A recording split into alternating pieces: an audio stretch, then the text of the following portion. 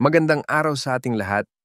Bago natin pakinggan ang questions and answers, huwag kalimutan ang mag-like and share at sa hindi pa nakakapag-subscribe ay mag-subscribe na upang ma-notify kayo ng YouTube sa mga bagong uploads. Halina at atin nang pakinggan si Brother Eli Soriano. Sa itanong mo kay Soriano, Biblia ang sasagot.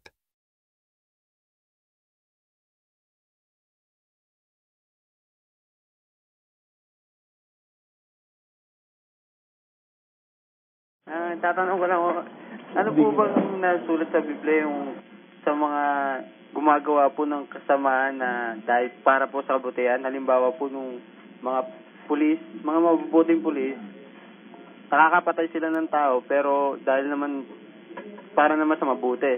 Ano po yung nasulat sa Biblia po yun?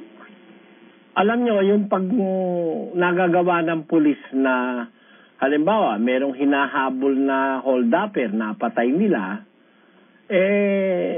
ano yun batas po kasi yun On hot pursuit yata ang tawag doon, kapatid na Josel, ano? Halimbawa, isang carnapper, no? Apa. Wala kasi, hindi ko kasi alam batas ng tao dyan, ano? Sa batas kasi ng tao yun, kapatid.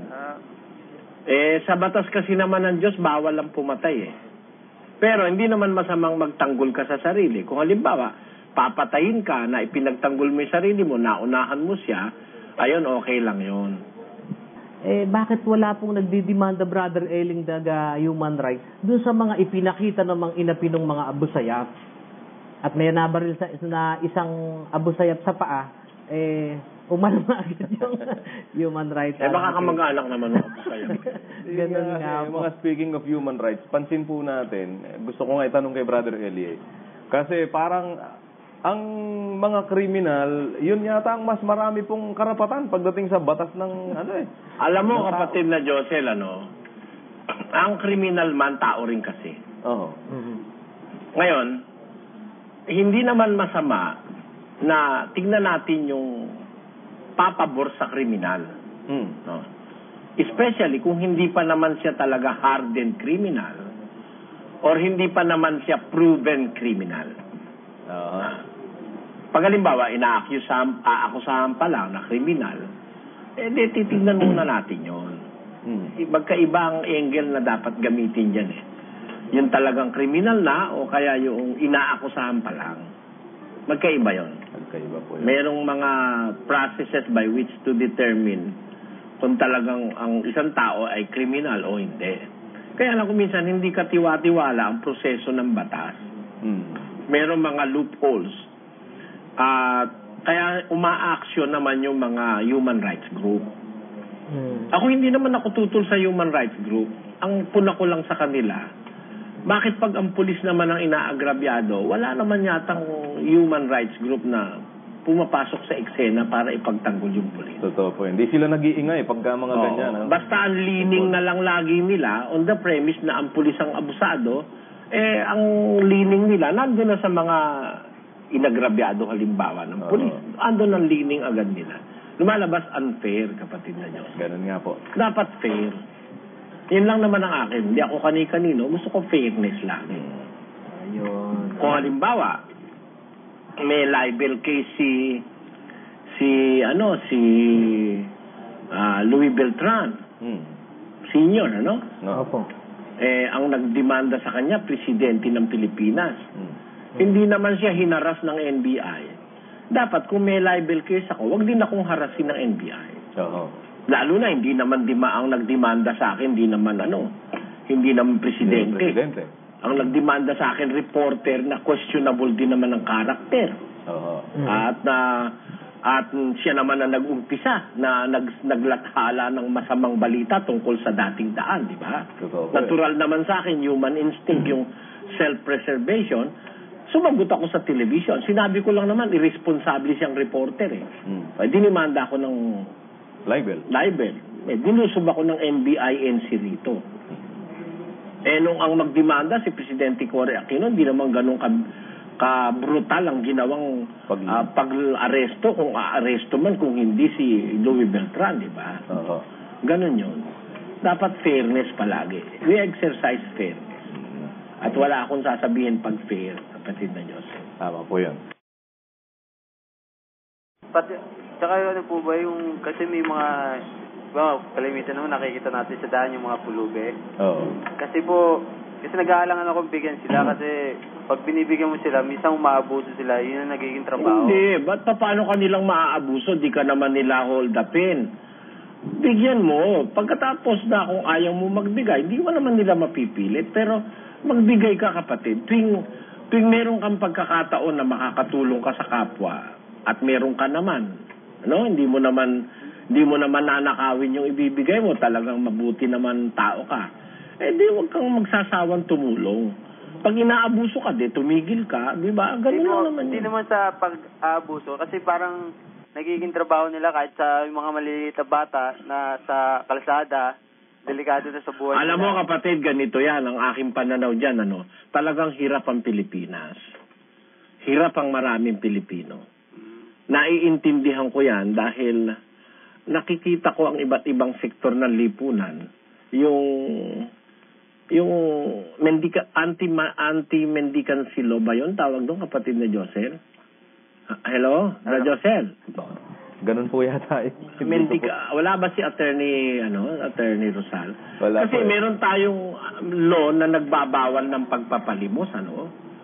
In the spirit of fairness, dapat ibawal ng gobyerno yung pagpapalimos. Kung kayang sustinihan ng gobyerno ang mga basic needs of the people. Pero kung hindi mo kaya, huwag mong ibawal ang pagpapalimos, di ba? Dapat ibawal mo pagpapalimos sa grupo ni Periol dahil hindi naman pulubi yung mga yun, maraming pera yun, di ba? Pero yung mga talagang pulubi na wala talagang matitirhan. Alam mo kasi, in the spirit of fairness, kung meron tayong batas na bawal ang magpalimos, dapat meron naman tayong sapat na implementing arm of the government to look for the plight of our people, to look at the situation of our people. Ibabawal mo magpalimos, hindi mo naman kayang sustinihan ang lahat ng pangangailangan ng kababayan. Ano na yun? Di ba kalupitan lalabas yung law na yun? Yung anti-mendicancy law ba tawag mo? Apo, tama raw po yun. Ha? Tama yung anti-mendicancy law. Kung sinasapatan ng gobyerno ang pangangailangan ng sambayanan. Merong mga tao gustong maghanap buhay, walang hanap buhay. Yun nga po. Talagang walang employment na magawa. At ang pinahihintulot pa ng gobyerno, yung mga malalaking kumpanya rito sa atin, yung contractualization. Yun nga po. Na pag-anim na buwan, tatanggalin ka na. Wala ka na naman trabaho. O anong gagawin ng ating kababayang walang makakain? Di mas mabuti na nga yung magpalimos kaysa manghold, dapat magnakaw, di ba? Yun ang sinasabi ko, mga kababayan. Alam nyo, ang ating mga batas, maganda sana ang intensyon, pero hindi maganda ang implementasyon. Ha? The intent is another thing than implementing the law. The intent of the law is always good. Lalo na if it comes from the heart of those lawmakers who fears God. Pero pagka ini-implement na, it is the implementation of such law na pinanggagalingan na ng graft and corruption kuminsan. Doon ako nalulungkot. May anti-mendicancy law. Wala naman tayong sapat na hanap buhay para ating mga kababayan kumita. Gusto mo manghanap buhay, nakatapos ka na, hindi ka pa rin makapaghanap buhay. Meron ka ng diploma, hindi ka pa rin makapaghanap buhay. Bakit? Kasi nga, kinukonsinti ng pamahalaan yung mga walang hiyang multinational na yan. Ayun. Na ang ginagawa ay contractualization. Opo. Na wala tuloy maging pilming trabaho ang mahihirap. Para magpayaman sila naman ng magpayaman. Sana yung mga mambabatas natin na yan, nakakainis din itong mga mambabatas natin mula sa Congress hanggang sa Senate. Ba't hindi nila yan sumpuin niyang ganyan? Na protektahan nila ang kapakanan ng mahihirap, kapatid na Josel. Sana. Kaya parang gusto kong kumandidatong Pambabata. senador. Hindi makakapasa, Brother Eli, ang inyong dahil hindi sa interes ng mga deputado yung inyong... Hindi makakapasa. Sa mamamayan ko dadalhin pag ako senador. Dadalhin ko sa dating daan ng grievances ko kung ayaw nila akong pagsalitain sa Senate. Sa dating daan ako magsasalita 3 oras, walang makikialam. Isa sigurong suggestion para sa pag-usapan ang ano bang relevance ng religion sa kasalukuyang politika at ekonomiya at ang takbo ng gobyerno. para makita ng tao na may relasyon ba ang relihiyon o ang religious aspect ng buhay natin sa pang-araw-araw na takbang buhay. Alam mo, ang politika at saka ang gobyerno, ano yan dalawang bagay na magkaiba yan kapatid na Josel. Sa kasamaang palad, pinag-iisa yan dito sa ating bansa. Politics and government. Actually, yung totoo, kung kukunin mo sa magandang pananaw, hindi dapat na ma-mingle ang politics sa governance. Ayan, si Attorney Rosal, alam niya ang kahulugan ng politika, alam niya rin ang kahulugan ng gobyerno. May gobyerno kasing walang politika Ewan ko kung maniniwala ka, kapatid na Joseph. Meron po ba nun? Oo. Ang Diyos may gobyerno Pero walang politika. Pero walang politika sa gobyerno ng Diyos. Ang nasa gobyerno ng Diyos, justisya. And to prove that na merong gobyerno ang Diyos, pakinggan nyo sa isang talata ng Efeso 1:21. Ito po ang sinasabi sa Efeso sa 1:21. Sa kaiba-ibabawan ng lahat na pamunuan at kapamahalaan at kapangyarihan at pagkasakop at sa bawat pangalan na ipinangungusap, hindi lamang sa sanglibutang ito kundi naman sa darating. At ang lahat ng mga bagay ay pinasuko niya sa ilalim ng kaniyang mga paa. At siyang pinagkaloobang maging pangulo ng lahat ng mga bagay sa iglesia. Paki-English mo nga yan, kapatid na Joseph, Delos. Ito po.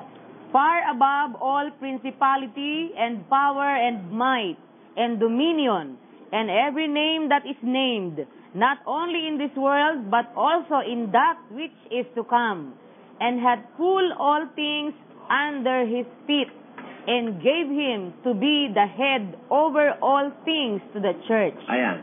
Si Kristo, ang kanyang dominion, ang kanyang gobyerno, kaita-itaasan sa lahat ng gobyerno sa loob ng iglesia, kapatid na Joseph. Kaya ang iglesia may gobyerno May principalities, may power, etc. Above all those, yung kay Kristo. Ibig lang ipakita na may gobyerno na walang politika, kapatid na Joseph. Kasi ang politika, as we know it in our culture, isang bagay na it doesn't tell the whole truth and nothing but the truth. Ganyan ang politika kapatid na Joseph. Ang politika, it seems to be something that is always under camouflage. Meron siyang muka na ipinakikita, pero it is not the real thing. Ganyan ang politika as we understand it dito sa ating bansa. Although meron nagsasabi na ang politics ay science of administration, ang politika. At yan nababasa yata rito sa dito sa dictionary, Tignan ko nga sandali, kapatid na Joseph, ang kahulugan ng politics dito, para ating maibahagi sa ating mga kababayan. Ang politika, sabing politics is the art of compromise. Ayun. Ayan po ba? Parang ganun, Ang sabi naman po rito sa ating dictionary rito, politics,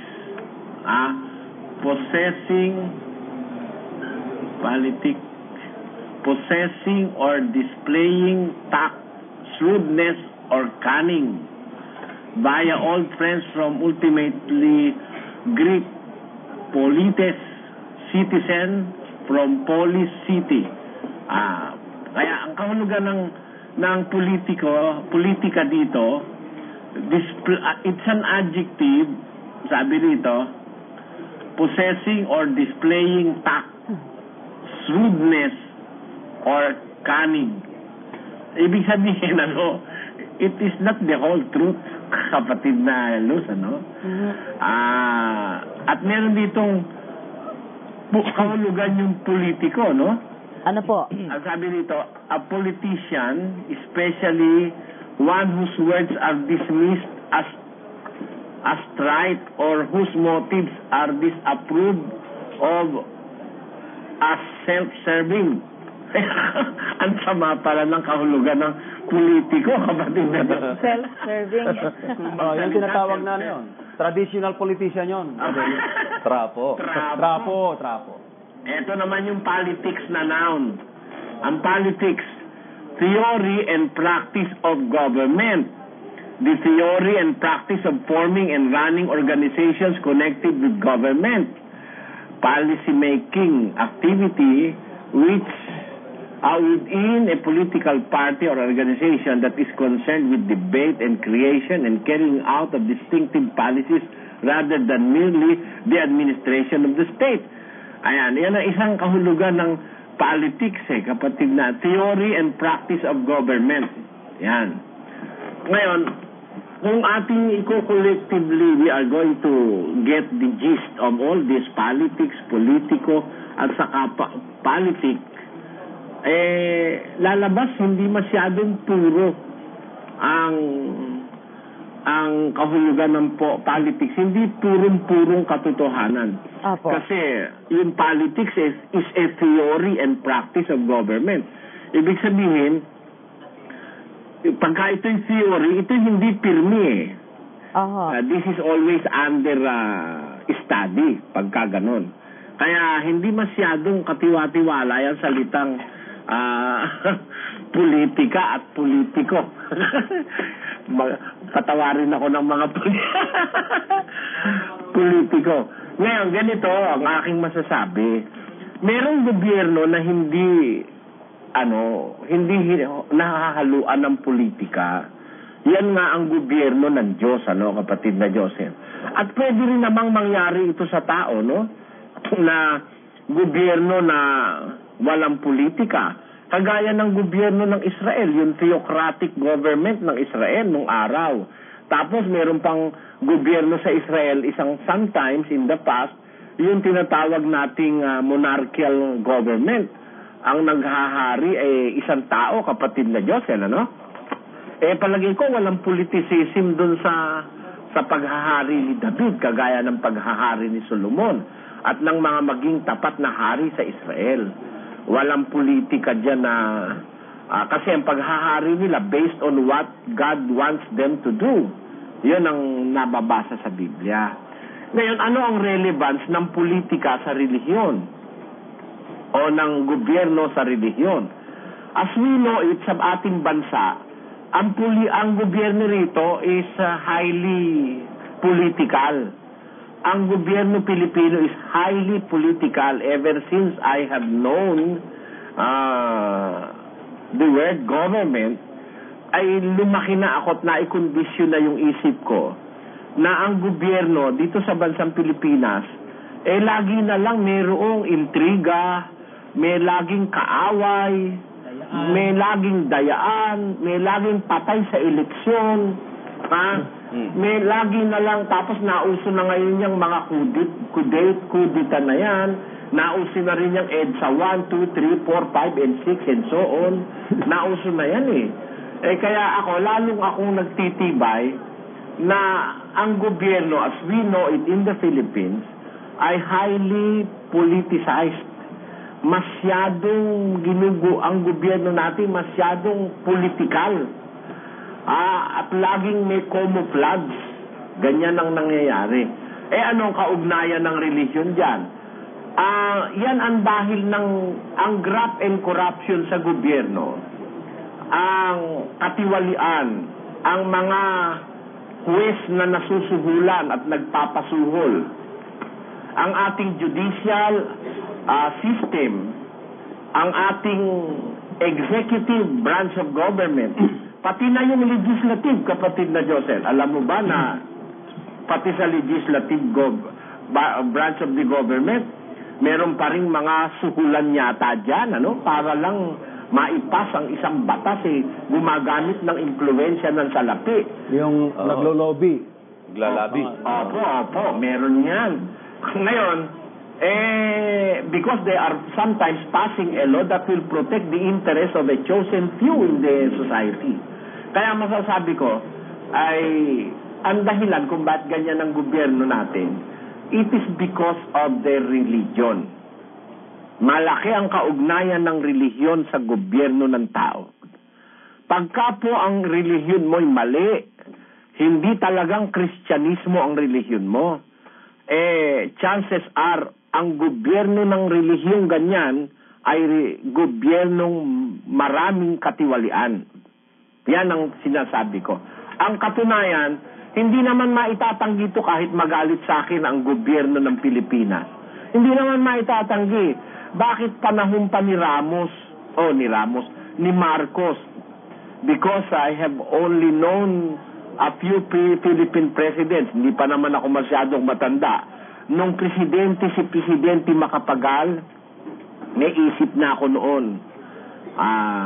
Tapos, pagkatapos ni Macapagal, si Garcia, Macapagal, tapos Marcos, tapos matagal si Marcos, tapos si Cory, tapos si Caramos, hindi ng Iglesia ni Cristo, no? Si Caramos na taga Pangasinan.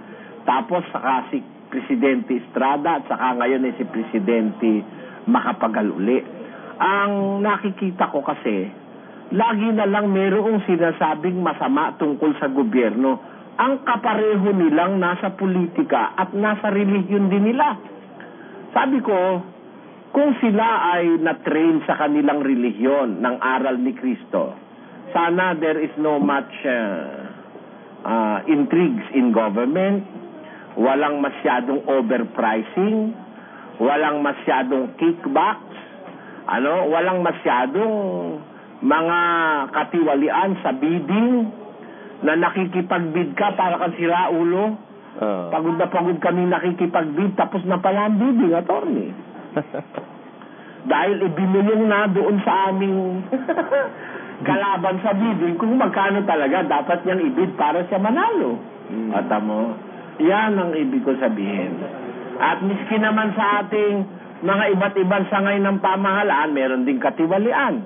Ang katunayan, si kapatid na, hindi ko na lang sasabihin ng pangalan, isang BIR agent, nang maanib dito, nagbitaw Hindi ko makukonsensya, Brad Eli, naglilingkod ako sa Diyos, ay ahente ako ng BIR. Bakit ka ako? Nako, Brad Eli, mahirap ka ikang magpakatuwid dyan sa BIR. Ba't ka ako? Hindi ka naman nangihingi ka, sasaksakan ka sa bulsa ng pera para lang pirmahan mo yung papeles na babagsak na barko O, di ba? Totoo, yung pamangkin ko lang Kaya pinaalis ko dun May pamangkin ako, attorney, yung isang pamangkin ko kumukha na abugas siya rin Yung babae. Tatlo sila pipirma sila. Nagtrabaho siya sa EIIB Economic Intelligence and Investigation Bureau. Nagtrabaho siya ron Yung dalawa, uncle, sabi niya, pinapapirma ako dun sa release order. Tatlo kaming pipirma, nagagalit sa akin yung mga kasama ko. Bet ka ako. Kasi nakapirma na raw po yung dalawa, ako na lang nagpapakipot. Magkano raw baka ako? Ano ba ang ibig sabihin? Ba't pinapapirma ka? Binibigyan po kami ng 10 milyon, kaming tatlo. Hati-hati raw kami. Para lang palabasin yung isang kargo. Ayoko po naman tanggapin. Wag mo nga tatanggapin. Ngayon, sabi niya, makakainitan po ako. Kaya para wag akong makainitan, ano gagawin ko? Lumayas ka. Pinalayas ko doon. Pinaalis ko ron. Tama yung sabi ni kapatid na, hindi ko na lang sasabihin ng pangalan. Pag hindi ka ikaalis dyan, mahihirapan kang umiwas sa temptation dahil hindi ka naman nanghihingi Sasaksakan ka sa bulsa ng paldo-paldong pera Sabi niya. Nag-resign siya. Di ba? Nag-resign siya. Kasi talagang yayamang ka dyan, hindi ka nanghihingi, pero sasaksakan ka, tapos papipirmahin ka. Kung minsan, ang papipirma sa'yo, yung superior mo. Ang magpapapirma sa'yo, yung superior mo. Paano ka ngayon tatanggi? Di ba, kapatid na Josel? Opo. Kaya masasabi ko, sa pag-aaral ko sa gobyerno Pilipino, kahit na ang isang gobyerno ay, halimbawa, ang presidente gusto niyang matuwid talaga, no? Eh kung minsan, because of pressure, left and right, up and down. Up and down. Up and down, left and right. Ha? Anong mangyayari? Kahit ayaw ng presidente, yung hindi niya alam, paano ngayon yun? Di ba? Yun ang nangyayari. Kaya dyan, may nababalita, may $20 million na deposit sa Hong Kong, bagong-bagong opisyal. Nako. Biro mo naman yan. Alam mo kung ba't ko alam? Ano pong source ninyo, Brother Eli? May tayong kapatid nagtatrabaho sa bangko sa Hong Kong. Ayun. Confirmed. Antitindi, ano? So therefore, Brother Eli, dito po sa mundo, hindi magkakaroon ng perfect na government na pangangasiwaan ng mga tao. Hindi. Pagka hindi rin lang si Kristo at hindi Kristyanismo, mahihirapan kang makakita ng perfect government. Kasi matuwid man ng presidente, paano yung mga cabinet members? Nasa cabinet yan. Maraming itinatago yan sa cabinet. Di ba? Hindi ba madaya rin? Oo nga po. From the locker to the blanket, from the blanket to the shore, from the shore to the water, and there isn't any more. Nakatago sa locker di ba? Ganun yan. Ano ba relevance ng gobyerno sa relihiyon, ang relihiyon sa gobyerno? Malaki. Gusto mong maalis ang katiwalian sa gobyerno, kailangan matutunan ng tunay na relihiyon, kapatid na Joseph. Ayun. Pero pagka ang relihiyon may mali, pagano, ang yung aral na itinuturo hindi aral ni Kristo, aral lang ng pastor mo o ng pari mo, mahihirapan kang mag-alis ng katiwalian sa gobyerno, kapatid na Joseph. There you go. Brad, tatanong ko lang po kung ano po ba talaga ang totoong itsura ni Jesus Christ. Katulad po ba ng nasa imahin niya na mahaba ang buhok na? Alam mo, di totoo yun, kapatid. Ayun tawag ko doon, malaking kahangalan Ano yan, artist conception yan. Tinan mo miski sa Katoliko, kung titingnan mo lahat ng retrato ni Kristo, hindi man pare-pareho Merong mahaba ang muka, meron naman bilog, meron naman hapis. Hindi sila nagkakasundo-sundo. Parang si Maria yan. May Maria merong Maria na parang Hapon, no? Yung Lady of Akita. Tapos meron naman mukhang Pilipino, meron mukhang Italiana. Yan kasi product of imagination. Mga kalkulasyon lang ng tao yan. Actually, sa Diyos, bawal gawin yan Pakinggan mo, kapatid, sa Deuteronomio. Sinasabi po yan sa 5 ng Deuteronomio. Pababasa po natin sa talatang 7 patuloy. Huwag kang magkakaroon ng ibang mga Diyos sa harap ko. Huwag kang gagawa para sa iyo ng larawang inanyuan, nakawangis ng anumang anyong nasa itaas sa langit, o nang nasa ibaba sa lupa, o nang nasa tubig sa ilalim ng lupa. Huwag mong yuyukuran sila o pagilingkuran man sila, sapagkat akong Panginoon mong Diyos ay mapanibughuing Diyos, na aking dinadalaw ang kasamaan ng mga magulang sa mga anak sa 3 at sa 4 na salin ng nangapopoot sa akin. Maliwanag dyan, kapatid, na bawal gumawa ng mga larawang inanyuan Exactly, yan ang ginagawa ng Catholic Church. Indirect defiance dun sa salita ng Diyos. Yan kalapastanganan sa Diyos ipaggagawa mo ng larawan. Bawal nga ng Diyos yan Alam mo, kung sasamba tayo sa Diyos, dapat sambahin natin siya nang walang larawang nakaharap sa iyo. Sabi kasi sa Biblia, sa 4:23 ng Juan, ganito. Tatapwat dumarating ang oras, at ngayon nga, nasasambahin ng mga tunay na mananamba ang Ama sa Espiritu at katotohanan, sapagkat hinahanap ng Ama ang mga gayon na maging mananamba sa Kanya. Ang Diyos ay Espiritu, at ang mga sa kanya'y nagsisisamba ay kinakailangang magsisamba sa espiritu at sa katotohanan. Dito, Brad Josel, sinasabi na yung mga tunay na mananamba sa Diyos, dapat sambahin ng Diyos sa espiritu at sa katotohanan. Sapagkat yon ang wika ang hinahanap ng Ama na maging mananamba sa Kanya. Ang Diyos ay espiritu. Pag sinasabing espiritu, Brother Josel, ibig sabihin, yan wala tayong makikitang physical o materya sa Kanya. Hindi mo siya pwedeng makita o hipuin ng iyong kamay, kapatid. Kaya ito po... Sinabi kasi, Brad Willing, sa espiritu mo't katotohanan sasambahin ng Diyos. Papo. Abe, wala kang dapat na makitang anyong physical. Mm-hmm. Kasi, espiritu ang Diyos para lagyan mo ng anyong physical, yun paglabag mo sa batas ng Diyos yun. Nung buhok po ba niya mahaba o maikli po? Ay, maigli ang buhok niya. Hindi pwedeng mahaba kasi siya may utos dun sa sinasabi sa Korinto Pakinggan mo. Sabi po yan sa 11 at 14 ng aklat ng unang Korinto, hindi baga ang katalagahan din ang nagtuturo sa inyo na kung may mahabang buhok ang lalaki, ay mahalay sa kanya? Yan, maliwanag. Pagka lalaki mahaba buhok, mahalay. Yang sinulat na yan ni San Pablo, galing yan sa Panginoon. Pakinggan mo sa 14:37. Ng unang Korinto, kung iniisip nino man na siya'y propeta o ayon sa Espiritu, ay kilalanin niya ang mga bagay na sa inyo'y isinusulat ko na pawang utos ng Panginoon. Kaya mga sulat ni St. Paul, mga sulat ni San Pablo, utos ng Diyos yan. Isa sa sinulat niya, mahalay sa lalaki ang mahaba ang buhok. Paano mangyayaring si Kristo yung mahaba ang buhok?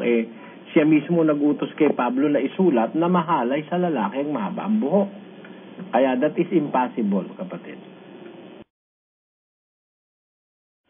Ay, Brad, pwede pa pong isang tanong? Sige po.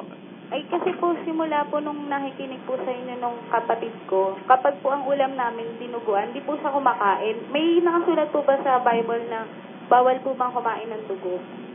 Nakasulat sa Biblia, dapat umilag sa dugo. Kasi ang dugo, sagrado yan sa Diyos Yan ay larawan ng pagtubos ng Diyos sa tao, yan dugo. Pakinggan mo sa 9:22 muna ng Ebreo. Ito po nakasulat sa talata. At ayon sa kautusan ay halos masasabi kong lahat ng mga bagay ay nililinis ng dugo at maliban na sa pagkabuhos ng dugo ay walang kapatawaran. Ayan, ang dugo, ang wika panlinis sabi, no? Kaya pati yung dugo ng mga baka, mga tupa nung araw, simboliko yun ng paglilinis ng kasalanan ng Israel. Ngayon, pagdating Kristiyano, ng panahong Kristiyano, ang dugo naman ng ating Panginoong Hesus ang ibinuhos para sa kapatawaran ng kasalanan. Kaya sa Biblia, sa mga Kristiyano, sabi doon sa 15 ng gawa, ganito, sa 19.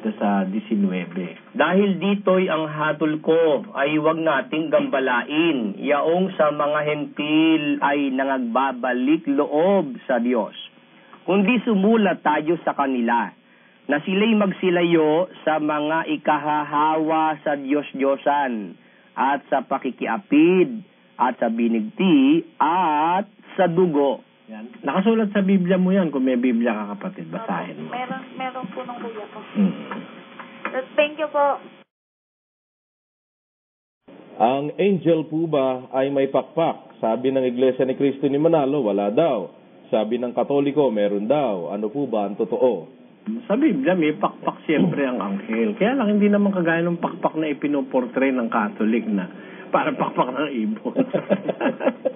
Hindi naman gano'n. Espiritu yung anghel Kaya ang pakpak nun, hindi rin physical na pakpak. Spiritual din yun, kapatid. Opo. Pero mukhang misinformed siya tungkol dun sa mga nakausap niyang Iglesia ni Cristo. Dahil sa pasugo po ng Iglesia ni Cristo ni Manalo, yung anghel may pakpak. Oo, para rin yung pakpak ng ibon, yung ibon ng Katoliko. Yung, yan ang pasugo. May pakpak babae pa nga yun At para sa nakikinig po sa radyo, sa mga taga Nueva Ecija, naka-flash po sa aming TV screen ngayon sa SBN 21, yung pasugo na kung saan nandoon po naka-litrato, naka-drawing po yung anghel, abay, may pakpak po ito at saka babae. Inaabot yung aklat, Biblia yata yun, Brad Danny, sa isang babae rin. Ano po ba ang libangan ng Diyos sa langit? Alam mo, kung libangan ng pag-uusapan sa Biblia, no, ay si Kristo ang una niyang libangan, pagkatapos yung mga tao namang matutuwid.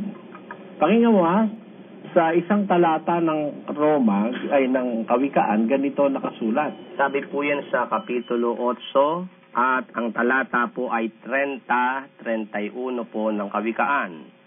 Nasa siping nga niya ako, na gaya ng matalinong manggagawa, at ako ang kanyang ligaya sa araw-araw na nagagalak na lagi sa harap niya, na nagagalak sa kanyang tinatahan ng lupa. Ang nagsasalita dyan ay ang karunungan, which eventually ay nagkatawan-tao ang Panginoon Kristo yun. Ano? Sabi, ako ang kanyang ligaya sa araw-araw. Bukod doon, meron pa siyang ibang kaligayahan, yung sinasabi sa Jesse sa stress ng awit. Ito naman po ang mababasa po natin. Tungkol sa mga banal na nangas sa lupa, sila ang maririlag na mga kinalulugdan kung lubos. Dito po sa talata pong ito sinasabi na yung mga banal na nasa lupa, ibig sabihin po yung mga taong nagbabanal, sila po yung mga kinalulugdan ng Diyos, kinatutuwaan ng Diyos dito po sa lupa, kapatid. Sige po, may pangalawa po akong tanong. Sige po. Ito po. Ano po ba ang dala ni Satanas bukod sa kanyang sarili at karunungan? Bukod sa kanyang sarili at saka sa kanyang karunungan po. Ano po ba yung ano po ba ang dala ni Satanas bukod sa kanyang sarili at karunungan? Dala. Karunungan. At sarili. Parang hindi ako makakomporme na karunungan yun. Bakit po? Pagpasensyahan mo ako, kapatid, kasi I have tried all my life to speak to people with frankness, Hindi ko kasi matanggap na karunungan yung daladala ni Satanas Ang daladala niya yung yung cunningness, yung yung crafty. Iba kasi yung talagang karunungan kaysa sa being crafty, yung mapagkunwari, mapaglamang, ganun, Iba kasi yun sa karunungan. Yun ang dala ni Satanas, yung kanyang craftiness, At kung yun man ay maituturing na karunungan, ang sabi ng Biblia, yun ay karunungang pansanlibutan. Ngayon, ang tanong mo meron ba siyang dala? Ano po yung dala? Opo. Sa Biblia kasi, si Satanas ay isang espiritu na meron siyang mga kaalyados na kapwa niya espiritu. Ang dala nila, kung ang pag-uusapan, hindi naman kasi pwede nating ilagayan sa material terms, o sa physical terms. Wala naman siyang pwedeng daling anything physical sa kanyang paglalakbay-lakbay kung saan-saan, Ang dala niya ay ganito, sa 16:14 ng Apokalipsis. Ito po ang sinasabi po ng banal na kasulatan. Sapagkat sila'y mga espiritu ng mga demonyo na nagsisigawan ng mga tanda na pinaparoonan nila ang mga hari sa buong sanglibutan upang tipunin sa pagbabaka sa dakilang araw ng Diyos na makapangyarihan sa lahat. Ang dala niya hatred Pinupuntahan niya ang mga tao para pag-away-awayin ng mga tao at maging doon sa pagdating ng dakilang araw ng Diyos ng kanyang paghihiganti at pagpaparusa sa mga masasama. Inihahanda ni Satanas yung kanyang mga kampon para makipagbaka o magalit at lumaban sa Diyos.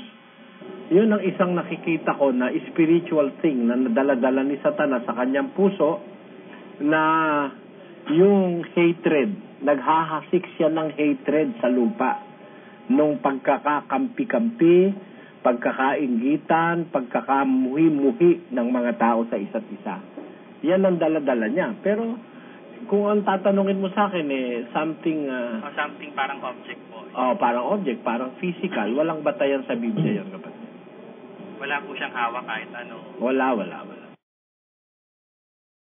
May kadugtong pa po akong tanong doon. Sige. Ito po. Bali, ano po ba ang suot ng Diyos sa langit at ni Satanas? Ang suot ng Diyos sa langit at ni Satanas? Alam mo, ang Diyos ay espiritu Kung sabihin mo sa akin, yung, kumbaga, yung garments nila, no? In terms of spiritual terms. Hindi, walang mababasa sa Biblia na may suot ang Diyos Si Kristo may suot. Pakinggan mo, basahin natin sa Apokalipsis 19. Pero yung Ama, wala kang mababasa na siya merong garments na kagaya ng suot ni Kristo, no? Pakinggan mo. Sabi po sa 19:7 ng Apokalipsis, tayo'y mga galak at tayo'y mga gasayang mainam. At siya'y ating luwalhatiin sapagkat dumating ang pagkakasal ng kordero at ang kanyang asawa ay nahahanda na. At sa kanya ipinagkaloob na damtan ang kanyang sarili ng mahalagang lino, makintab at tunay. Sapagkat ang mahalagang lino ay siyang mga matuwid na gawa ng mga banal. Meron palang spiritual meaning yung kasuotan ni Kristo, no? Yun ay kay mahalagang lino na ang kahulugan nun, those are the good deeds ng mga banal. Ang mahalagang lino, ang wika, siyang matutuwid na gawa ng mga banal.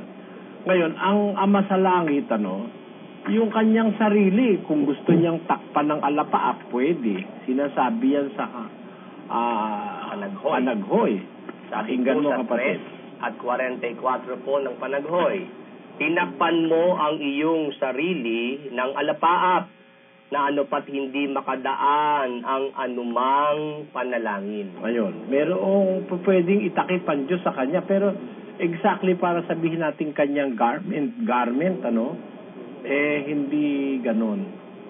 Ang sabi, nagtatakip siya ng alapaap para huwag makadaan ang anumang panalangin.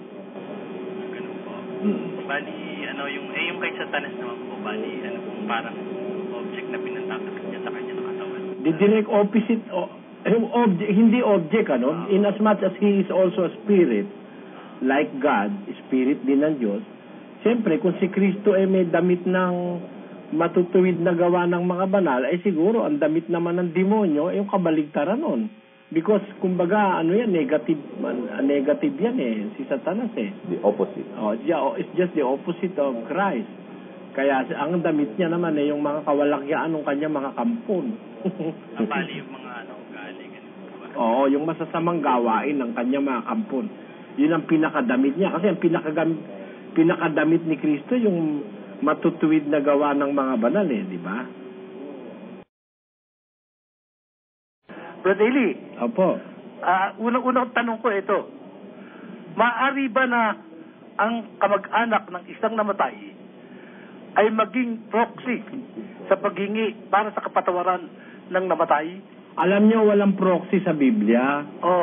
You cannot be a proxy for the salvation of anybody else. Kasi ang tanging proxy si Kristo na naninindigan sa lugar ng mga makasalanan. Pero ang kanyang pagka-proxy, siya ay ginawang siya ang humalili doon sa dapat na maging parusa sa mga makasalanan kagaya natin. Siya ang naging proxy natin doon sa krus, Imbis pun tayo ang ipako at magdusa at parusahan ng Diyos, He took our place. Yun lang po ang isang instance sa Biblia na pinayagan ng Diyos yung pagpo-proxy. Pero para magpo-proxy ka for baptism or any righteous act, wala pong permiso ang ganon.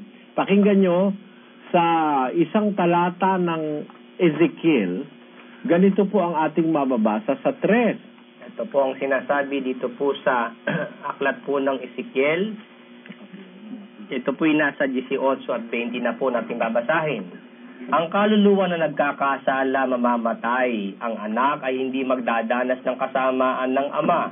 o magdadanas man ang ama ng kasamaan ng anak. Napansin niyo po yan? Ang God's justice, pag nagkasala anak nyo, hindi kayo mananagot.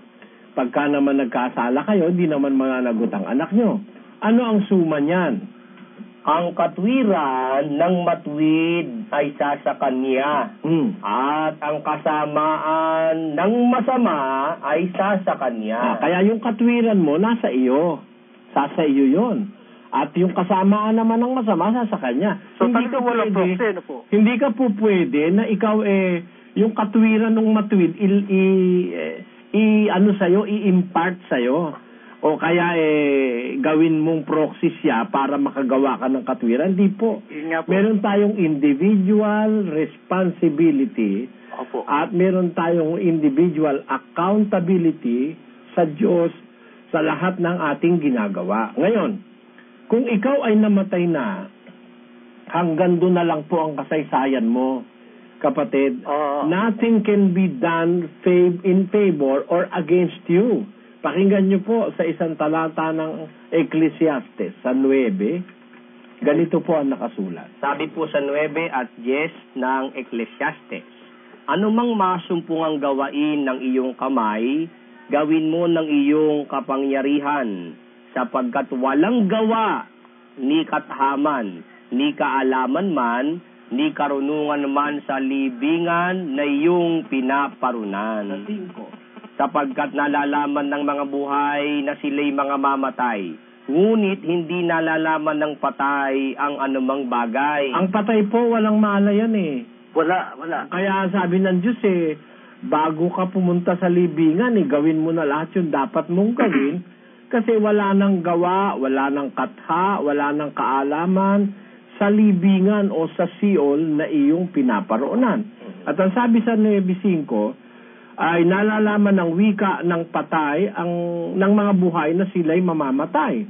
Ngunit hindi nalalaman ng patay ang anumang bagay, ni mayroon pa man silang kagantihan, sapagkat ang alaala sa kanila ay nakalimutan. Sa 6, maging ang kanilang pag-ibig, gaya ng kanilang pagtatanim at ng kanilang pananaghili, ay nawala ngayon. Nawala man silang anumang bahagi pa, na magpakilanman sa anumang bagay na nagawa sa ilalim ng araw. Ayan, wala na po silang bahagi sa daigdig ng mga buhay. How can there be a baptism by proxy? Wala na po yun Wala na po. Hindi na po pwede yun. Yan ho ay malaking kahangalan ni Joseph Smith. Kasi po, narinig ko po dito sa isang pastor po ng born again na yung Satanas daw po, di ba dati pong angel? Ano daw po ba siya? Musician daw po siya dun sa langit. Musician? Apa? Walang batayan yun, katangahan yun. Yun po sabi nila walang anong katangahan yun, ano? Alam mo, mga anghel, marunong kumanta. Apa. Pero it doesn't follow na sila'y musician. Apa. Masama yung magbibigay ka ng impression na hindi mo naman kayang patunayan sa Biblia. Apa. Alam mo kasi, yung musician in the rightful and in the strict sense of the word, pagka musician, ano yan, kumbaga, talagang ang trabaho niya magkakanta lang na magkakanta, no? Apa. Ang mga anghel naman, hindi naman sila musician Sila ay mga espiritong naglilingkod sa Diyos sa kapakinabangan ng mga taong magiging dapat. Pakinggan mo sa Hebreo 1:14. Ito po sinasabi sa talata, hindi baga silang lahat ay mga espiritong tagapaglingkod na mga sinugo upang magsipaglingkod sa kapakinabangan ng mga mamana ng kaligtasan? Ayan, maliwanag na sila'y naglilingkod sa kapakinabangan ng mga magmamana ng kaligtasan. Hindi sila musician. Meron silang tungkuling dapat magampanan, kapatid. Apo, kasi yun po yung, kasi po nung naghahanap po sila rito, nakakaral po sabi, kasi po meron daw po kasi ilang music na tinatawag nilang backmasking po kasi yun Kapag pinaligtad po yung takbo ng musika, yung tape, nagkakaroon po ng mga salita na nagmumura daw po sa Panginoong Diyos, kay Kristo po. Paano po naman po yun? Hindi yun ang music na, ni Si Satanas siguro, music ng mga kampon niya yon. Pero si Satanas, hindi misis yan.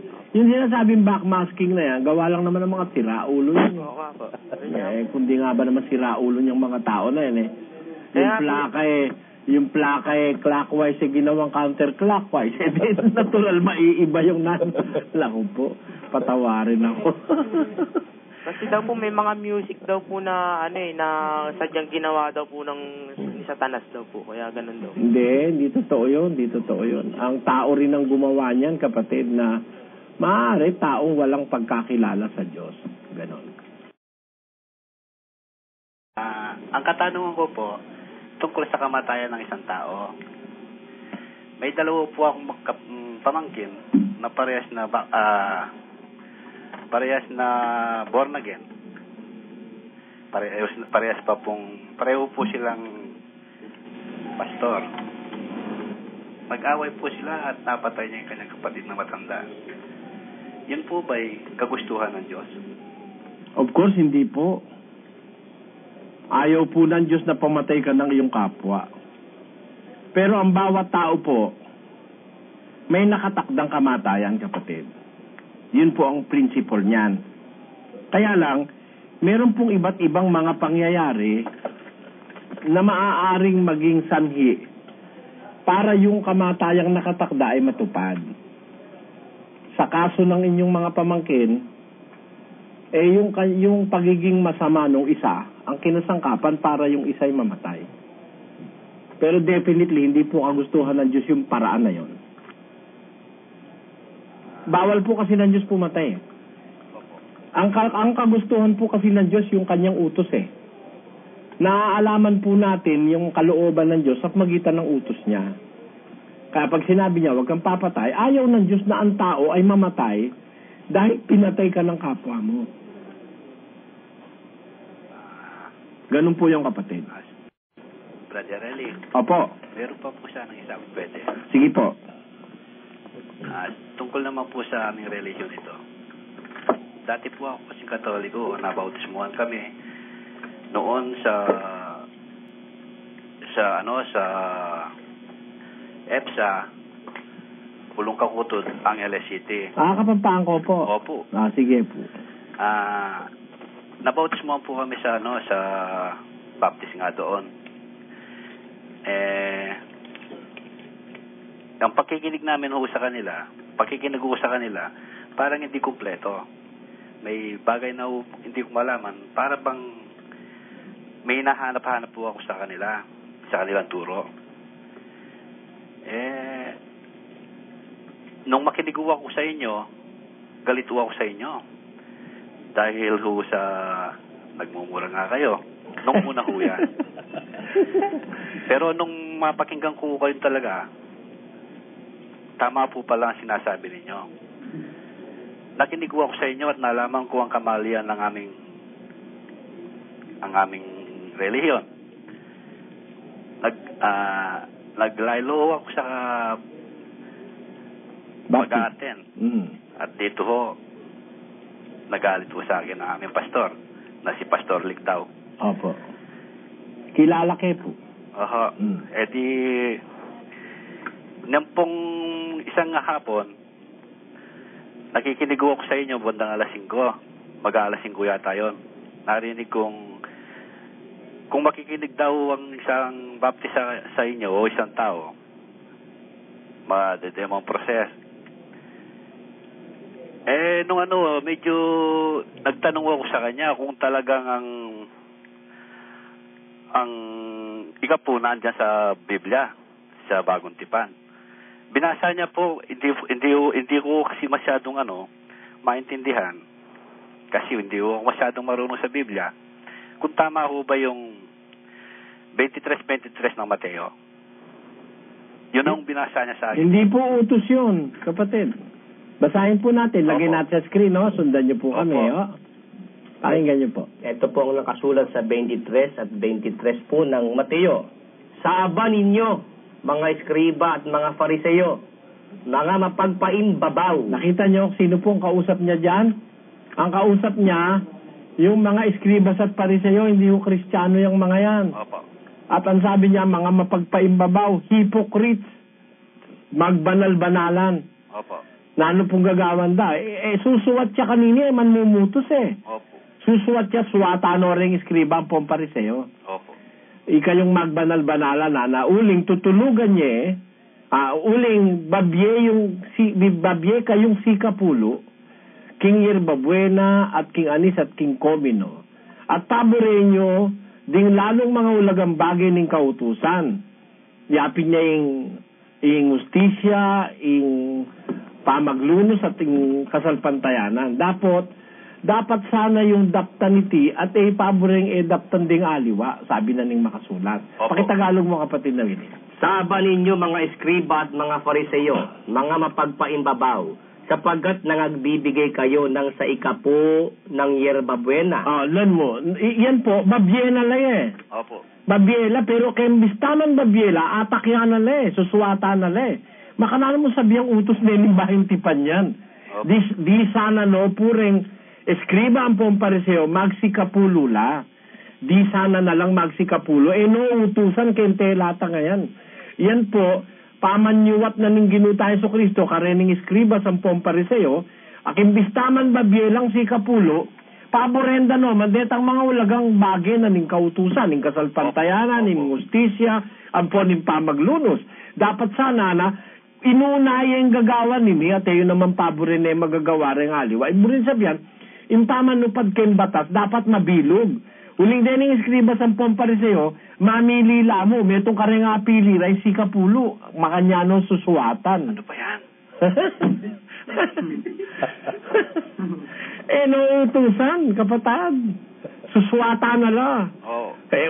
Makanan ng utusan, gagawan danapin Pati Anis, sipa mo na, pati Anis, pati Comino, babyenong si Kapulo kareta, utos mo pa. Alano nga si Kapuluan Pero nagpaimbabaw mo, nagbabanal-banalan lang, kaya sinuwata ni Ginuta Jesus. Kasi po, Brother Ali, ang sinabi niyan kapo dito, yung nasa hulihan, yung wag bayang hindi gawin ng iba. Tama po yun, kasi batas po ng Moises yan Dapat, kung susundin mo ang batas, gawin mo lahat. Yun ang ibig po sabihin, kay matulid na sabi, daraptan nyo rin, badaptan nyo yan. Paborin nyo ilang magagawa din ng aliwa. Burin sabihan, nung maminto ka kayong batas, basamasan mo, tukayan mo ang mabilog. Ita po yung burin na sabihan, Kristo kanyan Kanino na yung sinabi? Karing iskriban po ang pariseo, ang mamili kay tagtutuparan ng batas. Pero po, batas kayong Kristiyano yan, kapatad. Brother Eli, Opo. Nasaktan po ako sa sinabi sa akin ng pastor na yun Ano sabi po sa inyo? Sinabi niya po sa akin na isininyal niya na si Raulo daw ako. Sa kabiglahanan ko, hindi ko sinasadya, nasabihan ko siyang ulol. Ito po ba'y pagkakasala? Ano po yun ano po yan kapatid kumbaga, tendency na po ng tao yung yung ikaw ipagtanggol mo yung sarili mo sinenyas ang kayo si Raulo kaya kasalanan naman po talaga yon kapatid. Kasalanan po yon. Kaya lang kung ako po ang magsasabi, palagay ko hindi kasalanan yun Tanong niyo po sa akin kung bakit. Talaga namang ulul yung mga demonyong pastor na ganyan Hindi mo ba sabi ng Biblia, may mga kaululan talaga yung mga propetang hindi sa Diyos? Gaya po ni Balaam, ang tawag ni Pedro, may kaululan siyang ginawa. Sabi dun sa Kawikaan naman 5:23, Mateya king kakulangan na ning turo at king degula ning kayang kamulangan may pahamak yan ning kasulatan. Kasi maragula kamulangan gagawan sa pakibasa mo nga, Brad William? Sabi po sa 5:23 ng Kawikaan, siya'y mamamatay sa kakulangan ng turo at sa kadahilanan ng kaniyang pagkaulol ay maliligaw siya. Yung mga ligaw pong pastor, mga ulol yan May sa kadahilanan ng kanilang pagkaulol. Kay Kapampangan, mas mabayat King degula ning kayang kamulangan. Maragula mo lang. Ay, ito po. Bagay kaya ito. Kasi, sabi kong bagay, uling ang aral da, mali Opo.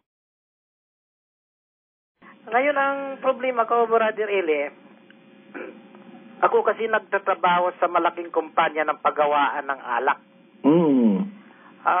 may nagsasabi sa akin na ako raw ay hindi qualified maging membro na ninyo. Conforme po sa trabaho nyo.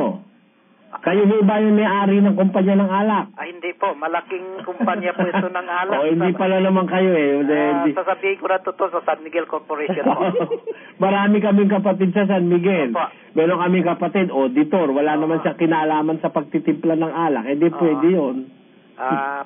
Kung ganun pala, pwede akong maging membro ninyo. Bakit naman po hindi? Kahit nga may-ari ng San Miguel, welcome yun eh. Ganun po ba? Ay, paano pa, brother? Maraming salamat po. Yun lang po. Maraming salamat sa mga nanood at sumuporta sa aking channel.